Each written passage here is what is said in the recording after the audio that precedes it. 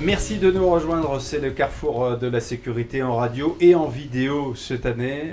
En attendant de vous retrouver dans la vraie vie, dans un département dont Emmanuel nous livrera peut-être l'identité tout à l'heure. Bonjour Emmanuel Broum. Bonjour David. Vous êtes commercial chez Defwest en charge de l'industrie et des travaux neufs. C'est bien cela. C'est ça, vous cumulez les mandats. Et Valentin Lécuyer est en charge de la solution FireEye. Vous êtes chef de produit FireEye à l'échelle du réseau tout entier. C'est ça. Merci d'être avec nous tous les deux. Emmanuel, si je vous parle de l'APSAD, ça vous dit quelque chose?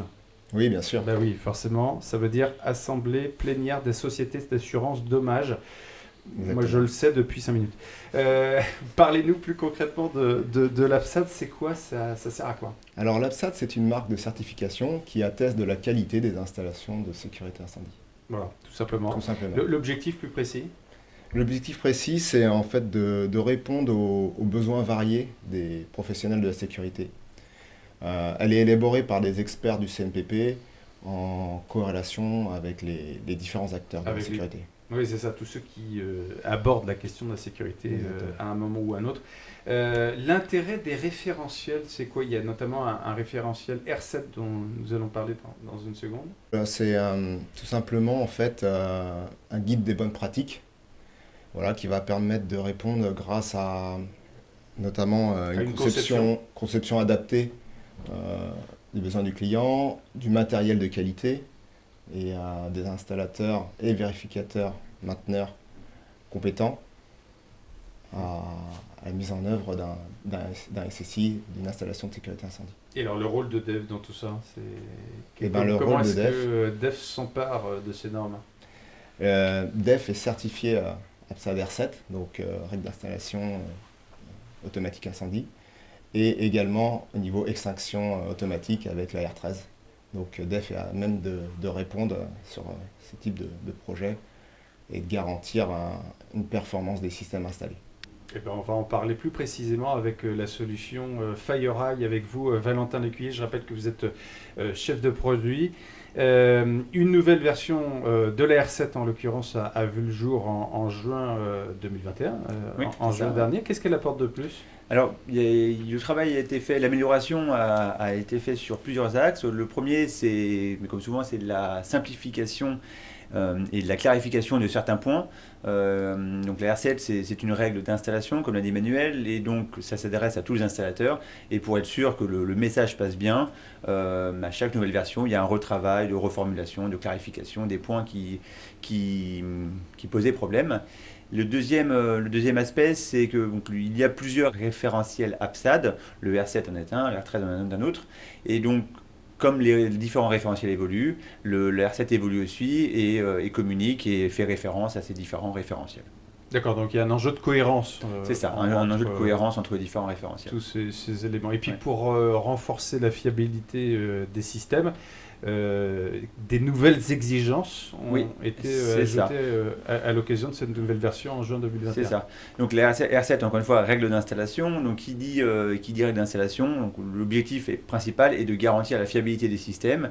Et donc on vient améliorer, préciser, encore une fois, ces règles d'installation et intégrer des nouvelles notions, comme la notion de cybersécurité qui rentre aussi dans l'APSAT, qui n'était effectivement qui n'était pas un problème traité par ce référentiel-là. Et la R7 vient intégrer aussi de nouvelles annexes comme pour venir couvrir les évolutions technologiques dans le domaine. Et c'est le cas pour la détection par analyse d'images qui fait l'objet d'une nouvelle annexe, l'annexe 13. Alors pourquoi ? Et pourquoi? Parce qu'aujourd'hui, il n'existait pas de... Donc la détection par analyse d'image est une techno qui est nouvelle et il n'existait pas jusque-là de référentiel qui cadrait la mise en service. Il existait un référentiel de performance du CNPP, vraiment pour le produit. Mais pour garantir que ces produits-là sont installés dans les règles de l'art et pour garantir ce niveau de sécurité, l'APSAT a travaillé sur cette annexe-là pour cadrer et être sûr que dans le futur, toutes les installations soient conformes et aient le même niveau d'exigence en fait. C'est ça. Oui, c'est ça. Et si on parle de FireEye en particulier, quelles peuvent être ces applications? FireEye, c'est un détecteur par analyse d'image. En fait, c'est une caméra qui intègre des algorithmes de détection de flammes et de fumée.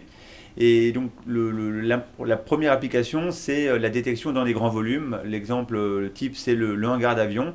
Donc, on imagine un hangar d'avion, un type à 380, c'est des volumes qui sont gigantesques. Ça peut être, je sais pas, 30-40 mètres de haut. 30-40 mètres de haut facilement, c'est 1 hectare au sol.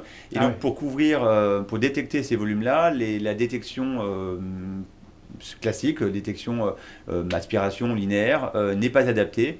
Et donc la caméra peut être positionnée un peu n'importe où sur la superficie ou au plafond. Et la caméra vient détecter directement ce qui se passe dans tout le volume, donc ça peut être au niveau du sol, ça peut être au-dessus des ailes, ça peut être n'importe où. Et donc la caméra vient répondre en fait aux besoins lorsque la détection classique, lorsqu'on arrive aux limites, voilà, à ses limites, voilà, la caméra, la détection par analyse d'image vient en complément de la détection, pas en remplacement, on vient en complément pour répondre à des nouveaux besoins. Alors si on parle d'autres applications, ça concerne, vous disiez, les grands volumes. Les grands volumes, les grands volumes. Le hangar d'avion, c'est un exemple. L'Atrium, c'est un nouvel exemple.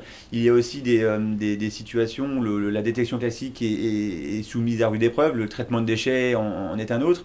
Des environnements très poussiéreux, souvent en milieu ouvert ou semi-ouvert. Et là, la détection classique arrive encore en limite. Et la détection par analyse d'image peut être un complément très intéressant aussi. Concernant les produits au sein du réseau DEF, qu'est-ce que vous proposez? Donc FireEye, en fait, c'est une solution, c'est pas un produit. Le produit, c'est une caméra, mais DEF propose une solution complète. Ouais, c'est-à-dire le produit, le superviseur qui est le superviseur et toute la chaîne numérique qui va avec. Et DEF a aussi des équipes expertes qui sont capables de mettre en service et de maintenir ce système-là qui est un peu spécifique et qui touche un peu aux nouvelles technologies, à la vidéo.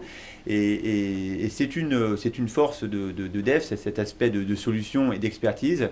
Et FireEye est un bon exemple. Un autre exemple serait la détection temporaire qu'on appelle FireTemp chez DEF, qui permet de détecter des sites en phase chantier. Donc c'est pendant les travaux, on vient mettre des détecteurs qui se déplacent au fur et à mesure que les travaux avancent.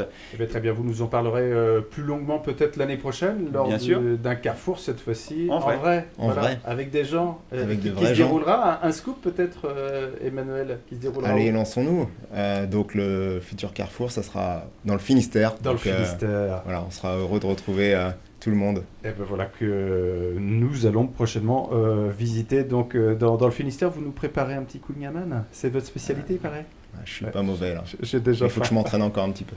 Merci beaucoup Emmanuel Bombe et Valentin Lécuyer. On est bien ensemble. C'est le carrefour de la sécurité en attendant la vraie vie. En vidéo cette année. À tout de suite.